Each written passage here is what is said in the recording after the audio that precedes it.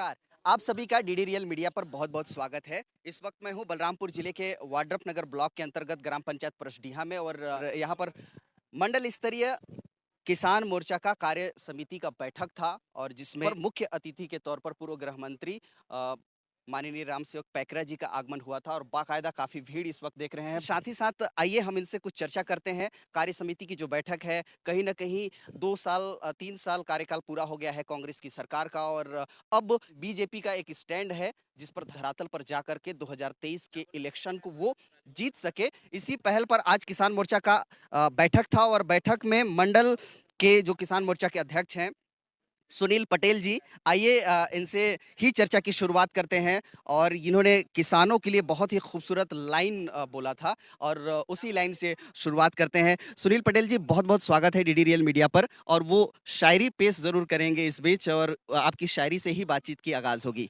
जी, धन्यवाद। दिलेश जी, आज हमारे मंडल वाड्रफ नगर में किसान मोर्चा के कार्य समिति की बैठक थी और हमने अपने किसानों के बारे में, इसके दुख दर्द के बारे में 2 शब्द बोला था। मैं बोला था कि चक्की के 2 पाटन के बीच में गेहूँ और मक्का पीस के पिसान बनता है एवं चोट लगे स्थान पर जो लंबे समय तक चिन्हांकित रह जाता है उसे निशान कहते हैं। कड़ी मेहनत कश जो संघर्ष करता है, मेहनत की पराकाष्ठा मौन होकर के जो अत्याचार सह ले उसे किसान कहते हैं। क्या बात है, क्या बात है! बहुत खूबसूरत लाइन आपने किसानों के लिए कहा है और वास्तविकता जो दर्द को समझने वाली बात है, वो किसान ही किसान का दर्द समझते हैं और मेरे ख़्याल से आप भी जुड़े हुए हैं धरातल से, ज़मीनी स्तर से, इसीलिए आपने उनके दर्द को समझा। आइए आगे बढ़ते हैं और चर्चा करते हैं पूर्व गृह मंत्री जी से और सबसे पहले सर बहुत-बहुत स्वागत है आपका। धन्यवाद। सर, आपसे हम पूछना ये चाहते हैं कि जो किसानों की समस्या है, एक अहम समस्या को लेकर के मैं आपसे चर्चा करने जा रहा हूँ। किसानों की समस्याओं पर फोकस न करते हुए बीजेपी लगातार राष्ट्रवाद की बात करती है, बीजेपी पार्टी और तमाम ऐसे नेता हैं जो राष्ट्रहित की बात करते हैं, राष्ट्रवादी की बात करते हैं। आप हमें बताएं महोदय कि क्या राष्ट्रहित की बात करने से, राष्ट्रवादी की बात करने से किसानों का विकास होगा, किसानों की गरीबी दूर होगी, किसानों की समस्याएं दूर होगी? देखिए, भारतीय जनता पार्टी ही एक ऐसी पार्टी है जो राष्ट्र के आम जनता के हित में काम करती है। चाहे किसानों का हो, चाहे युवाओं का हो, चाहे किसी भी क्षेत्र में अगर आप देखें तो पहले भारतीय जनता पार्टी का भी करना है। पहले हमारा देश, पहले देश की सुरक्षा, रक्षा, तब हम शांति प्राप्त कर सकते हैं। आज आज अगर मोदी जी काम कर रहे हैं तो देश की जनता के लिए काम कर रहे हैं, देश के किसानों के लिए काम कर रहे हैं। तो आज हमारा छत्तीसगढ़ अगर हम देखें, छत्तीसगढ़ में 15 सालों में डॉक्टर रमन सिंह की सरकार में हम लोगों ने किसानों के लिए काम किया था, किसानों को बिजली देने का काम किया था, किसानों को बिना ब्याज ऋण देने की काम शुरुआत किया था, जिसके कारण किसानों के धान खरीदने का योजना शुरुआत किया था। जो आज किसानों के धान खरीदने से किसानों की आर्थिक समृद्धि बढ़ी है। लेकिन 15 सालों में जो काम किए, विकास के काम देखो, किसानों के हित में बात करो, महिलाओं को सम्मान बढ़ा, गरीबों के लिए काम, 1 रुपया किलो चावल देने वाली योजना, छत्तीसगढ़ ही एक पहला मॉडल स्वरूप काम किया था डॉक्टर रमन सिंह की सरकार में, जो पूरे प्रदेश में ही नहीं देश में सराहा गया। आज उनके कार्यकर्ता, उनके नेता फील गुड बना रहे हैं, लेकिन जनता, आज प्रदेश की जनता तबाही तबाही हो चुकी है। पहले साल में उनके खेत के रकबे काट दिए गए, पिछले साल भी रकबा काटा गया, खेत के मेड़ काटे जा रहे हैं उनके। और इस साल तो यही स्थिति हो गया कि पूरा बोरा नहीं मिल पाया, जिसके कारण उनके धान के जो रकबे थे कटने से उनको धान नहीं बेच पाए। जिनका 100 बोरा धान बेचा था वो 50 बोरा 25 बोरा में रह गया। इस तरह जनता में आक्रोश है। ये 25 रुपया किलो का ढंढोरा पीट करके सरकार में आई, लेकिन वो 4 किस्तों में जो पैसा इनको देना है दे रहे। 19 रुपया 60 पैसा तो केंद्र का समर्थन मूल्य है, इनको तो 5 रुपया 40 पैसा ही देना है, उसको भी ये 4 किस्तों में दे रही है, जिससे जनता परेशान है। जनता को एक मुश्त अगर पैसा मिलता तो उसको किसी काम में आता, लेकिन जनता पैसा लेने के लिए आज लाइन लगाया हुआ है। सोसाइटी जहाँ सरकारी बैंक है वहाँ दलालीगिरी चल रहा है इस कांग्रेस के सरकार में। वहाँ जो दलाल ऐसे बैठे हुए हैं कि जो कमीशन देगा उसका पैसा पहले मिलता, नहीं तो नहीं मिलता।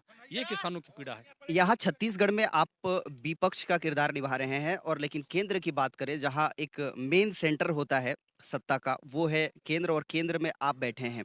केंद्र की एक अहम योजना है सीधे खातों में किसानों को उनको 6,000 रुपए प्रति वर्ष दिया जा रहा है, 2-2 हज़ार रुपए किस्तों में।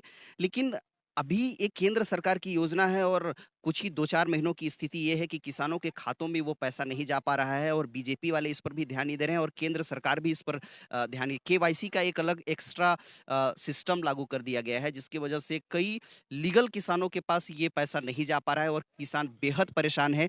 इसका कहीं न कहीं इलेक्शन में आपको खामियाज़ा भुगतना पड़ सकता है। क्या पहल कर रही है बीजेपी? देखिए, छत्तीसगढ़ में कांग्रेस की सरकार है।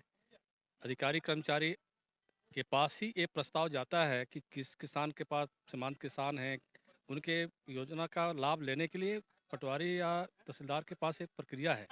उसके माध्यम से केंद्र के पास सूची जाता है। लेकिन अधिकांशतः केंद्र सरकार की योजनाओं को राज्य सरकार कहीं न कहीं दबा के रखी है, जिसके कारण अधिकांश अभी भी बहुत सारे किसान बचे हुए हैं, जिनको 2,000 रुपये जो तिमाही मिलना था, 6,000 रुपये जो वार्षिक देना है किसान सम्मान निधि, वो नहीं मिल पा रही। बात सही है, लेकिन हमारा प्रयास है कि हम जहाँ भी इस तरह की शिकायतें आ रही है, उसको हम लोग संबंधित विभाग के अधिकारियों से बात करके उसके समाधान के प्रयास करेंगे। सर, यूपी में चुनाव है और थोड़ी-सी प्रतिक्रिया इस विषय पर भी मैं आपसे जानना चाहता हूँ। एक ऐसा माहौल वहाँ पर किया जा रहा है राम मंदिर के बाद और आर्टिकल 370 की बात करें, 3 तलाक की बात करें और इन मुद्दों पर बीजेपी वहाँ चुनाव जीतना चाहती है और ऐसा कहा जा रहा है कि टक्कर तो सिर्फ समाजवादी और बीजेपी का है, लेकिन इतनी आसानी से बीजेपी वहाँ पर जीत नहीं रही है। क्या कहेंगे आप? देखिए, उत्तर प्रदेश की जनता बहुत जागरूक है और वहाँ पर माननीय प्रधानमंत्री जी का क्षेत्र भी है, वाराणसी। आप मान सकते हो कि आप इन माननीय योगी जी की सरकार में इतने विकास के काम हुए हैं। उन्होंने विकास, हम तो देखते हैं सारे जनता भी बोलती है हम विकास के साथ हैं। और आतंकवाद जिस तरह का वहाँ पर जो स्थितियाँ थी, वहाँ पर गुंडागर्दी था, वो समाप्त हुआ है। उसका परिणाम है कि माननीय योगी जी की शासन प्रणाली से जनता खुश है। और हम तो विकास क्या और सुरक्षा के साथ वहाँ विकास की बात कर रहे हैं कि वहाँ विकास और सुरक्षा, आम जनता में सुरक्षा और विकास इतने गति बढ़ा है। उसी का परिणाम हुआ कि आने वाला जो चुनाव है, राम मंदिर तो एक हमारा आदर्श है, वहाँ पर राम मंदिर का भी एक मुद्दा ज़रूर है। क्योंकि इतने कालखंडों तक, वहाँ लंबे कालखंड तक वहाँ पर मंदिर निर्माण की प्रक्रिया चल रहा था, कोर्ट में विचाराधीन था। लेकिन माननीय प्रधानमंत्री जी की पहल पर जल्द से जल्द निर्णय होना, ये भी एक अपने आप में वहाँ के विकास का एक मुख्य धारा है। और आज राम मंदिर भव्य मंदिर बन रहा है, तो ये तो हमारे हिंदुत्व का एक बहुत बड़ा आस्था का केंद्र है। इसमें तो हम सबको गर्व होना चाहिए। छत्तीसगढ़ प्रदेश से कांग्रेस के चाहे वो मंत्री हों, विधायक हों और तमाम लीडर जो कांग्रेस से ताल्लुक रखते हैं, वो जाकर के ताबड़तोड़ प्रचार कर रहे हैं छत्तीसगढ़ यूपी का में। जो भूपेश बघेल हमारे यहाँ के मुख्यमंत्री हैं कांग्रेस के, ये जहाँ जहाँ जाते हैं वो बंटाधार होता है। कांग्रेस का बंटाधार होना तय है। वहाँ तो लोगों का ये कहना है कि वो दहाई पास नहीं होने वाले हैं, दहाई का इस आंकड़ा पार नहीं होने वाले हैं, ये स्थिति है कांग्रेस का। वहाँ जाकर के झूठ बोल करके सोचते हैं कि जो वहाँ की जनता को गुमराह कर देंगे। वहाँ की जनता बहुत जागरूक है और छत्तीसगढ़ की भोले भाले जनता को ठग लिया है, लेकिन यूपी की जनता को कांग्रेस के लोग, यहाँ के विधायक मंत्री जाके नहीं ठग सकते। वहाँ की जनता बहुत जागरूक है। आखिरी प्रतिक्रिया सर, अभी महाराष्ट्र के जो गृह मंत्री नवाब मलिक को अरेस्ट किया गया है ईडी ने और ये विपक्ष की जो है नेता, चाहे वो कांग्रेस की हो, चाहे शिवसेना हो, फिलहाल अदर पार्टियां ये आरोप लगाती हैं केंद्र सरकार पर, बीजेपी पर कि जो केंद्रीय जांच एजेंसियां हैं इसका नाजायज फायदा उठाती है बीजेपी और इसीलिए सिर्फ जो विपक्ष के नेता हैं, केंद्र में जो विपक्ष के हैं, उन्हीं पर ईडी के थ्रू चाहे बाकी जो केंद्रीय जांच एजेंसी है उनके थ्रू अटैक करवाती है। देखिए, केंद्र में मनमोहन सिंह की सरकार थी, 10 सालों थी। उनके सरकार में भी इतने भ्रष्टाचार हुए, उन्हीं के सरकार में कितने छापामारी हुई, कितने लोग जेल गए। ये तो प्रक्रिया है, नियम और प्रक्रिया, कानून अपना काम करती है। इसलिए ऐसा नहीं है कि केंद्र में हमारी सरकार है तो आज ईडी के माध्यम से छापामारी हो रहा है। मनमोहन सिंह की सरकार में भी कितने लोग जेल गए, कितने लोग बेल में हैं। आज उन्हीं के भ्रष्टाचार, उनके शासनकाल के जो मंत्री विधायक आज भी उनके शासनकाल के तो भ्रष्टाचार है। और जो भी मंत्री हो, विधायक हो, सांसद हो, कोई भी हो, चाहे अधिकारी कर्मचारी हो, जो भ्रष्टाचार के दायरे में आएगा उस पर कार्रवाई तो होगा ही। बहुत-बहुत धन्यवाद सर, बहुत-बहुत शुक्रिया। ये थोड़ी-सी और बातचीत करते हैं, मंडल अध्यक्ष हैं और जिला पंचायत सदस्य हैं, उनसे 1-1, 2-2 मिनट का चर्चा करते हैं। मैं आपसे पूछना चाहता हूँ मंडल अध्यक्ष जी, सरकार चाहे कांग्रेस की हो या बीजेपी की हो, संबंधित अलग-अलग विभाग के लोग ये कहते हैं कि ये व्यवस्था सरकार के जो नुमाइंदे होते हैं, कहीं न कहीं बाध्य करते हैं इस तरह के काम को, क्योंकि आप समझ गए होंगे मेरा इशारा कि कहीं न कहीं वो चंदा-वंदा ये वो, ये जो तरह-तरह के सवालात खड़े होते हैं तो सिर्फ़ अटैक करना कांग्रेस पर बीजेपी के भी तो सत्ता रहे हैं पिछले 15 सालों के। बीजेपी की सत्ता रही है तो उस पे किसी ने कभी आरोप लगाया नहीं, या किसी को तकलीफ था तो आरोप लगाना चाहिए। आज वो किसान मोर्चा के कार्यक्रम में हमने बोला किसानों की व्यथा को लेकर के। अब आप देखिए कि मैंने एक परिप्रेक्ष्य में कहा है कि किसानों की क्या पीड़ा होती है। किसान अगर अपना ज़मीन का डिमार्केशन कराने जाता है तो सबसे पहले तहसील जाता है, मुख्तार और जो वकील होते हैं या जो भी लीगल लोग होते हैं वो पैसा लेना चालू करते हैं। वहाँ से शुरू होता है, वो मार्क करा के लेके आएगा, पटवारी साहब उसको 10 दिन दौड़ाएंगे, बिना बिना पैसा लिए 10,000 5,000 20,000 जो जैसा ज़मीन का कीमत है उस हिसाब से डिमार्केशन का वहाँ चंदा लग जाता है। मैंने उसमें अपनी बातों में कई बातों को कहा है कि पुराने ज़माने जब हम लोग बचपन में पटवारी को देखते, पटवारी झोला लेके चलते थे, है ना? किसान उनके झोला में अगर सब्जी भर देता तो पटवारी खुश जाते थे। लेकिन आज पटवारी जो है 10-10 लाख के कार में घूमता है, वो कहाँ से, वो तनख्वाह से मेंटेन करता है क्या? है ना? हर डिपार्टमेंट के करप्शन को कहा है, मैंने जनपद के ठीक है सर, आपने ज़रूर अपना पक्ष आपने रखा, लेकिन उसकी एक अहम बात, विपक्ष में बैठे हैं, किसानों की बैठक लेते हैं, किसानों की समस्याओं को जब सुनते हैं, आपको मालूमात है कि किसानों को इस तरह की समस्याओं को फेस करना पड़ता है, तो विपक्ष की किरदार फिर ऐसे में क्या होनी चाहिए? विपक्ष की किरदार पूरी होनी चाहिए कि जो व्यवस्था है, जैसा इनका शोषण हो रहा है, उनके खिलाफ कार्रवाई होनी चाहिए, उनके खिलाफ आंदोलन होना चाहिए, ऐसे ऐसे कर्मचारियों के खिलाफ।